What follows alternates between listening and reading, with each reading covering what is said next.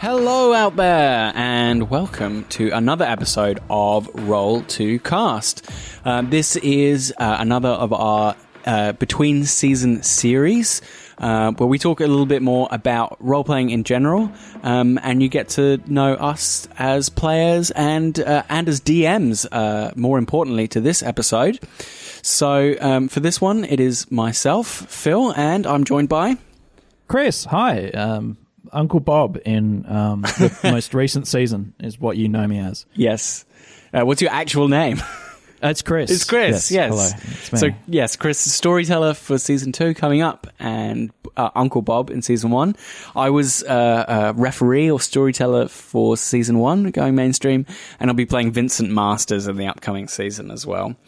And why have we got together this week? So we are chatting all things dungeon mastering, storytelling, refereeing, anything to do with leading the table. And in a role-playing game setting, giving some hints, giving some tricks, looking behind the DM's screen, and just having a chat about what it's like to DM for the first time, DMing for a role-playing podcast, how it's different to regular DMing, how to run that sort of podcast, and also a bit of a chat about what's to come in Season 2. We're going to not do any spoilers, but you'll get an extra taste of what's going on. That's right. From the DM's perspective. We just hope that some people out there might find it useful if they're DMs themselves or thinking about running a game or making a podcast, that this might be a valuable resource for them. Yeah, we've had a few people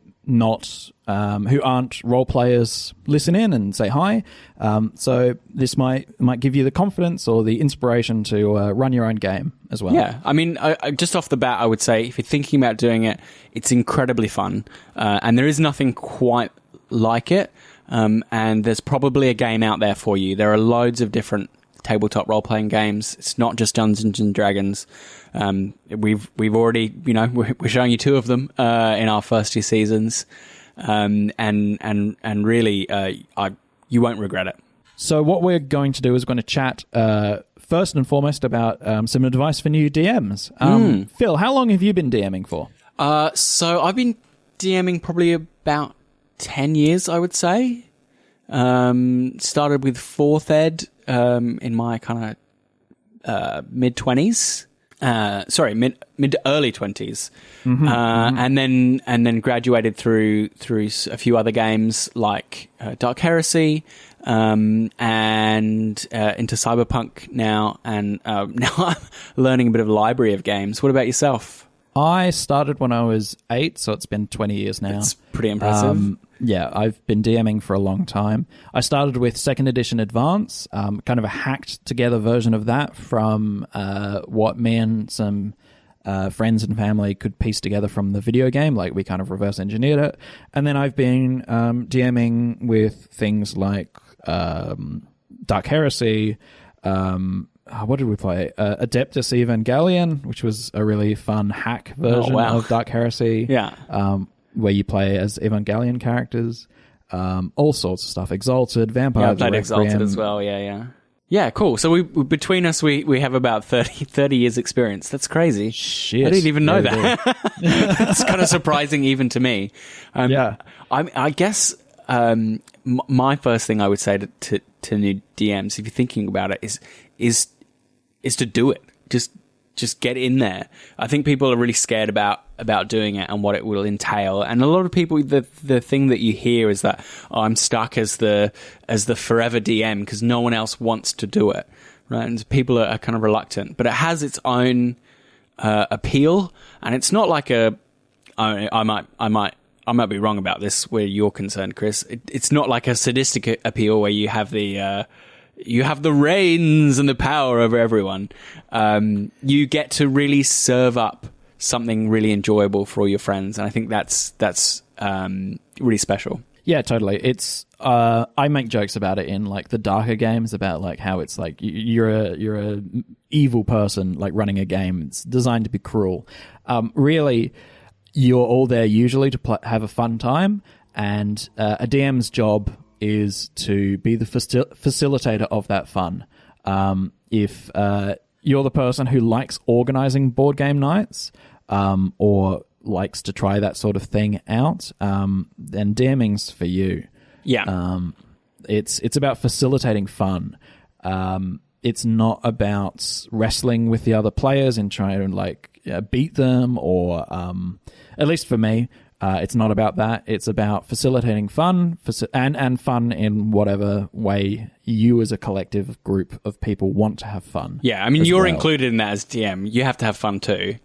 Yeah, absolutely. I think some people do forget that. Yeah, and if you are part of a group or if you're a DM, I don't know, this is just some good DM advice. If you're a DM who's struggling to shake your forever DM, be a DM who has lots of fun in the role, and I promise you, someone will go, "Oh, hey, you're having fun. I want that." To some more concrete advice. I would say it's very important that you set expectations around the table first before you start role-playing.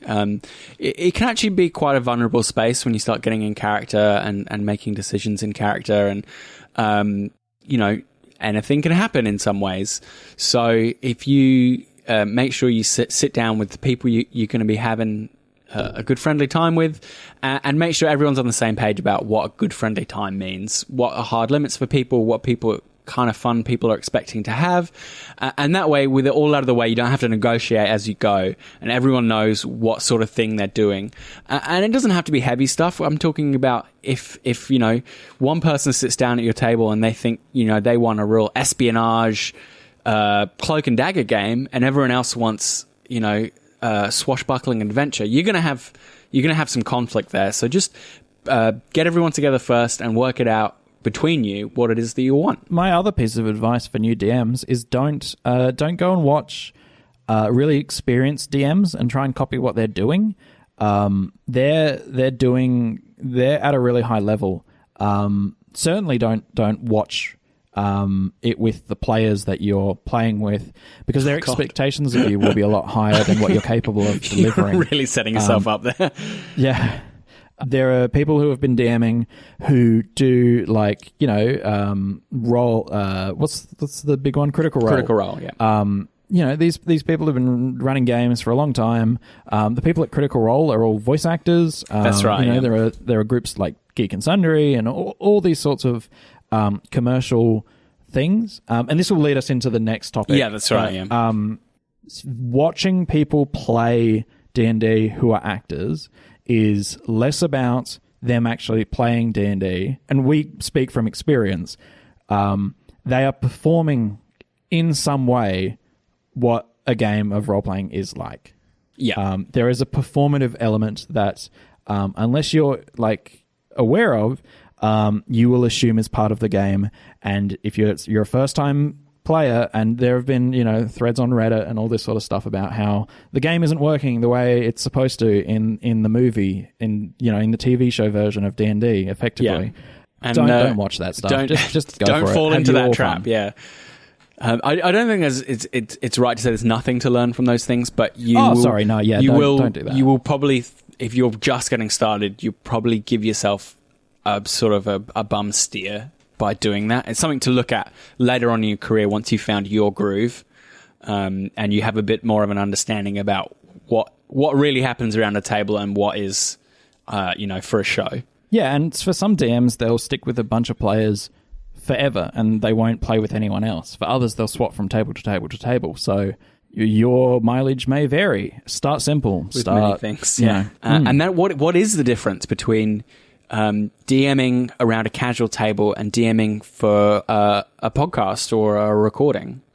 What do you think's the core difference? So I've been listening to quite a few, other than being involved in one, I've been listening to quite a few as part of research for season 2, the Vampire the Masquerade season of Roll to Cast. I've been watching some DMs and listening to some DMs who, one in particular that I'm thinking of that I won't name, but the DM is really mean. He's really mean, and he's kind of mean-spirited, and he is working actively, seems to be working against the players. When actually he's not. it's a performance and he's acting that way. So just as like a thing, DMing for performance is you're in some ways performing to an audience what it's like for the players in the room, particularly in podcasting. I might create a scene in Vampire that's really sinister, but I also need to convey that to an audience. So my performance like energy has to be quite high, and I have to describe it in a way that is like akin to that, like the dread they're feeling as I describe these things and I have personal investment in their characters. I need to convey that in my tone of voice to you as the listener. Yeah, I think there's definitely a good point there about kind of a performance energy. There's when you sit around for sort of casual fun, as a DM, it takes effort and you need to do work. And you know, you spend energy to set the scene for people, but it doesn't call for as consistent an energy and like a cleanness of description that recording does. Because those slip-ups are like, they don't matter on a casual table. If you slip something up or you miss something or you feel a bit flat. But it's glaringly obvious in a recording when things like that happen and they don't work. Totally. Sean, who's editing season 2, sent me a message saying, hey, you said, like you phrased a sentence in a way where you put the mistake in the sentence.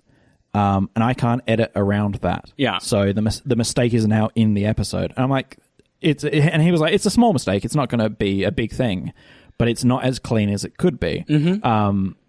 And so I had to be mindful, and I wasn't in this instance, of how I phrased my mistakes and how I corrected myself. Yeah, it's a funny old thing. Yeah, the demands are a little more stringent, so you're sort of walking a bit more of a high wire. But I'd say conversely, if you're recording, hopefully, presumably, you've got a really good crew of people together who really, the same as you, DM, want to really make something special and want to put a lot into it, such that your players are going to bring back a lot of that energy and engagement that you might have to work a bit harder to get from a casual table. So, you know, a casual table, you might someone who doesn't care as much or hasn't read the rules, or it's just they're preoccupied that week, you know? They just, for whatever reason, and not as judgment on this fictitious person, but they just, for whatever reason, they're sitting back and they're not bringing it. And that's fine on a casual table, and you might have to work a bit harder to get that out of them. But if you are prepared as a podcasting group or a recording group, the players are gonna do half the work for you, and you can trust them. Hopefully, I know I can trust you guys here. You can trust them to pick up. If you let it slip a bit, they're going to pick it up for you, and they're going to run with the things that you put out for them, because you know you have a common purpose, which is to make a really good show. So you don't have to worry too much about people derailing things or just not bothering to engage when you put out an offer for them. It's like the difference between playing guitar with friends in a garage, in a car hole. That's what I call it, a car hole. And playing with those same people on a stage in front of 200 people or 100 people at a bar. Any amount of people, really. Yeah. Yeah. You're performing. The last thing, or maybe not the last thing, but definitely one of the big things is knowing what sort of performance you're making. We actually had a long chat about this before we started recording. Maybe it's not too much insider baseball. We were discussing whether we would leave in the mistakes, whether we would even have sound effects or music, whether it was going to be super casual and we were going to be like a straight comedy podcast, or whether we would try and go for super high production values with original music and all of this different stuff. We went pretty much towards the high production value. Vampire the Masquerade has I think 20 original songs for it. Is it 20 now? Wow. Yeah, it's huge. I can have a quick look actually. There's a lot. That's incredible. Our musician is amazing and big love. Big love to Paul Goodman. Mr. Paul Goodman. he has got... And that's something in your toolbox that you don't always have as a casual DM, which some people do use background music, and there are apps and stuff that can do background music that's a bit more targeted for you. But being able to edit after the fact or edit around things is a big boon. It can really help you tidy things up and clean things up. We did retain some of our kind of comedy trappings. We like to leave in kind of fun asides and stuff that keep people in mind that it's not scripted. We are people around a table having fun as well, because you don't want to alienate them completely by making it a radio play. They want to feel like they are in the room at the table to a certain degree as well. That's right.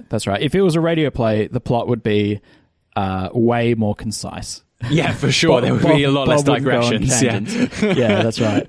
And that's an important thing as well. Is you're not writing a radio play. If you want to write a radio play, I encourage you to. It's a bit of a lost medium now, I think. I've just had two of my kids. I work with kids. In make 2 new radio plays, which is fantastic. That's awesome. They're really cool, really fun. Really, I guess one of them is super dark. I've really enjoyed listening to radio plays like earlier in my life, and I guess I was trying to recreate some of that. One story that my dad told me that's really stuck with me is he used to stay up late at night, head under the covers, and he would do that with the radio, listening to Hitchhiker's Guide to the Galaxy. Oh my God, really? Yeah, That's when it was so first on the cool. radio. And that's so cool. And I guess you could do that now with podcasts, but that's that kind of like, that feel of having this dedicated audio story that you can just sort of close your eyes and disappear into and just let your imagination do the work. I think it's a little bit lost. And I think that was my aim a little bit when I was pushing for a higher production value on the show, is to reclaim some of that kind of lost art of the radio play. If you're listening right now, maybe you'll be like Phil's dad, and you'll tell your kids about that listen to Roll to Cast past my bedtime. That would be amazing. Let me tell you the story of Cassie and how she raided. I'm not sure we're on the same level as Hitchhiker's Guide, but we can with dream. that attitude. Yeah, that's right. Yeah. So we were talking about writing a radio play. So there is writing involved in putting these campaigns together. And if you listen to the last episode of Roll to Cast, where we kind of like did a post season kind of breakdown of the show and had a little chat about it. We talked a little bit about how having a defined beginning and end, because we're doing a campaign for recording, alters the way you write and prepare. Do you want to talk about how you prepared and how you wrote, Phil? Sure, yeah. So I actually started with the characters that you guys brought me. I was pretty unsure about what kind of story I wanted to tell until I had those.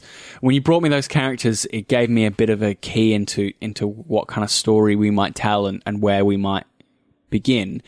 And for me, Cassie Glass came out as being like a real kind of focal point of the group. She's this very idealistic person with a lot of dynamism and no aspersions on the other 2 characters, but they felt a little bit more like supporting characters to a degree. Totally. I think they were. Yeah, and I think that's okay. You can't do that as effectively around a casual table because everyone wants to have the same amount of fun and focus. But for you guys, I knew that wouldn't be a problem, and that you would be happy for one of the characters to kind of get the focus and be the driver, and you'd be okay with supporting that. So that's the first thing that's different about preparing, was that I allowed one of the characters to be the main character and then focus the story around her. And then what was she? What's her things? That's music. And sending that out to as many people as possible. And from there, I came up with this idea that they would try and break into a media corporation and put their message out over their airwaves. And that felt like a good kind of subversive punk goal. And from there, I kind of reverse engineered it into the 3-act structure that I finished with. So the first act was about introducing the characters and what they're about and giving them stuff to do together. The second act was to do with giving characters and the players space to follow their own tasks, explore their motivations, and have their own kind of moments separate from each other now that they're introduced. And then the third act was the idea of bringing it all back together for an explosive climactic finale with them all together if they were still alive. So yeah, it was quite a multi-step process, and it's definitely different how I would prepare. I work a fair amount from modules in my casual play. I don't have a lot of time having a kid at home, and so having pre-prepared modules that I can then kind of spin off from works a lot better for me. But they're similar in that they have contained stories in them, and that's what I really like about writing. If you write for any kind of role-playing game, you will benefit from being able to have sort of a defined structure and chapters and places where you can close it off, because it gives the players something to hook onto as well, and gives them waypoints to understand where they are. For me, writing for season 2, and I've got to be careful about how I phrase this because I don't want to give too much away. I can talk about everything. You can't talk about anything at all. That's right. Well, actually, before that, you talked about how you kind of work in your casual play using modules. I'm the opposite. I don't use modules at all. Yeah. In fact, depending on the game, I will prepare in vastly different ways. Yeah. So for Dungeons and Dragons, I plan around combat because it's a combat-heavy game. That's how it runs. For a game like Vampire, I tend to work around character drive and character intention. What do the characters want? And so, like you, I found out what each character wanted, and then I circled that around a central narrative that linked into all of those desires. I'm trying to speak. I'm really vague, I'm afraid, without giving too much away. But in a very structural sense, you put together some sort of episodes that you thought would hit, and they all were kind of thematically linked. That's kind of your general approach. That's true. Actually, something that I can speak to, and something that listeners, this won't spoil it, I don't think, was I had a look at each player's character sheet and looked at what skills they have and created challenges with those skills that needed to be used. That's a really good point. That's a really good point, because it's very frustrating for players to just feel that they've skilled wrong. And it's really out of their hands if they've put skills together on a certain set of things, and you face them with a bunch of challenges that don't use any of those skills. It's very unsatisfying for people to play. And that was something that led me down the way to create the game. Is that, and I can't talk too much about what skills were selected, because even that will give spoilers a little away. bit. Yeah. But there were a cluster of skills that were selected by the players, and so the game took that edge. It took on those qualities. That's how I create games. I think it's a solid way of making games in general, and that's what I was talking about when I was talking about sitting down with your players around your casual table and saying, what is it that we want to play? Because if you don't know that, then you're not going to have a satisfying game. And this is the more sophisticated version of that. It's like, well, mechanically, what are the skills that they want to use and they're interested in? Because they wouldn't have put them down on the character sheet if they weren't interested in them. And in a narrative sense, what are the themes and desires and things they want to hit? And it's not outlandish to look at those things. That should be your ambition when you're being a storyteller, is to work in terms of theme and mood. You want to set appropriate narrative and system challenges that work in tandem. You've got a character who has is really good at sciencing or whatever. Mm-hmm. Well, then and they want to, I don't know, let's pick something cliche. They want to resurrect their dead wife.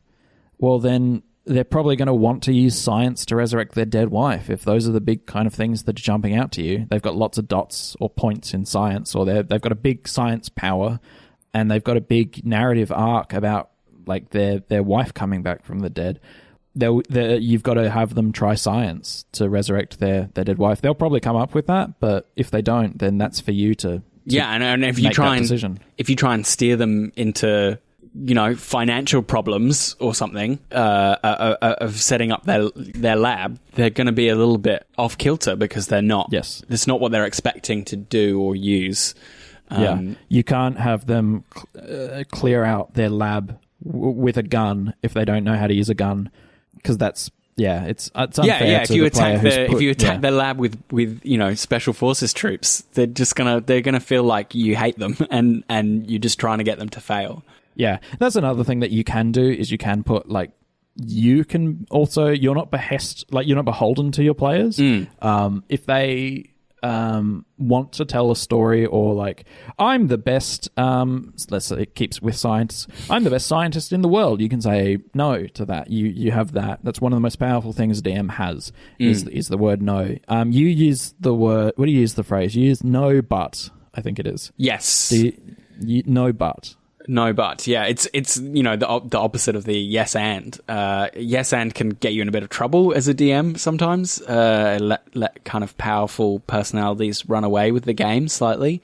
Saying no, but is good because it lets the person feel acknowledged, but keeps the narrative kind of under your control and kind of tight, because you're the one with the big picture, right? Your player doesn't necessarily know what everything that's happening and how it ties together and what the other players want as well, whereas you as the DM have that, you're kind of juggling that and keeping it all in the air, and the player might not know that what they want kind of interferes with what another player wants from their game as well, which is, it can be stressful and difficult, but that is the kind of the satisfaction of being a DM is managing those concerns effectively, and to keep everyone happy. And I also think mechanically it's a really good way of approaching skill checks as well. We're talking about, what skills do they want to use and how do you build in those challenges. If you have someone fail a skill check, rather than just go, no, stop, that's over, you lose. Yes. You say, but this happens such that, the one that comes to mind is the example I always use is I'm trying to pick this lock before security arrive. And if you fail that, you don't just go, no. You go, yes, you pick the lock, but security get there and find you padlock in hand.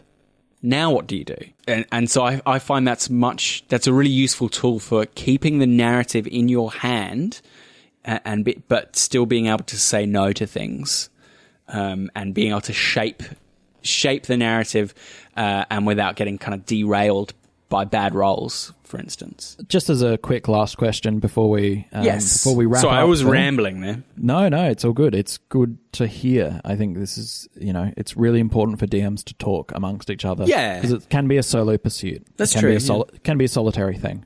What were you most excited by in Vampire? Or what are you anticipating people finding out about Vampire? So I think there's going to be two threads, and you've mentioned this to me. Is there's going to be people who are deep in the lore, who are going to just have so much fun with the dramatic irony of knowing everything that's happening and us knowing nothing.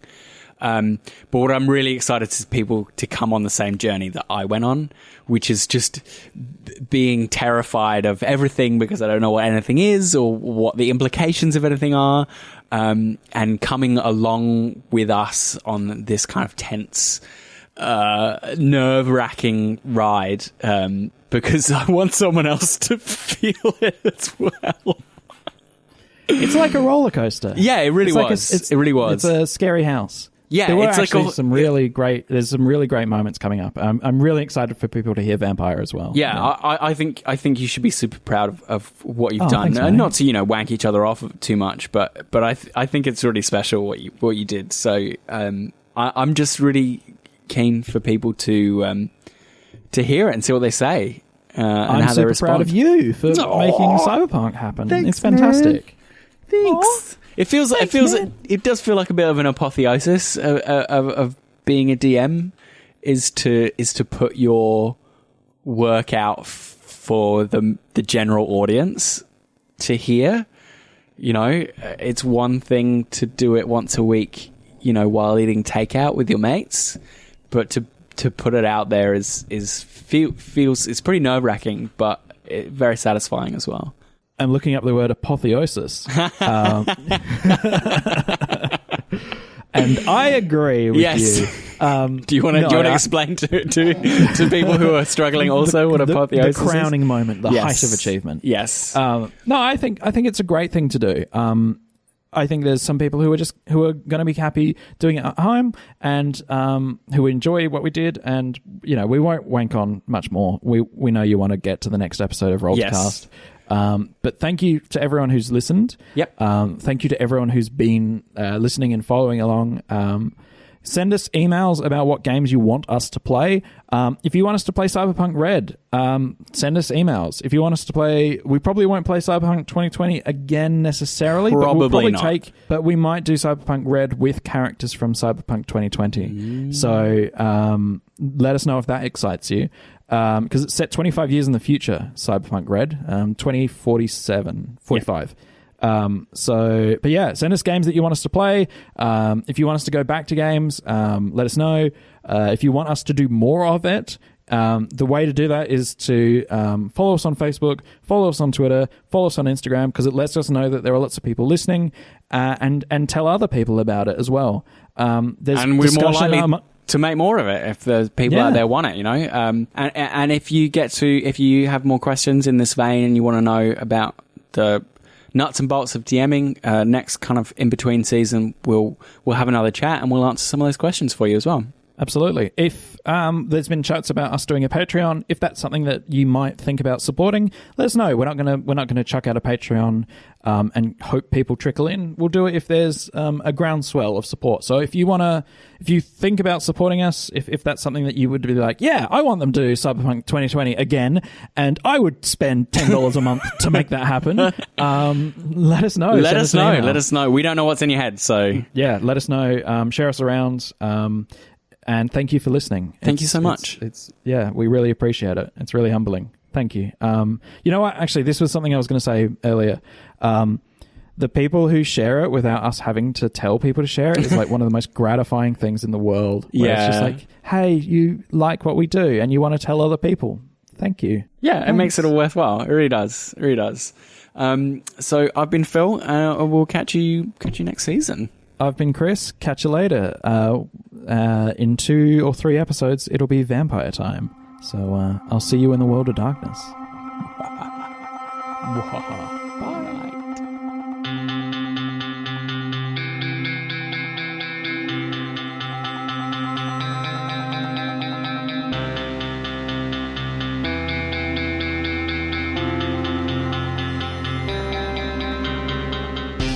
Going Mainstream is a Baby Beard Media production.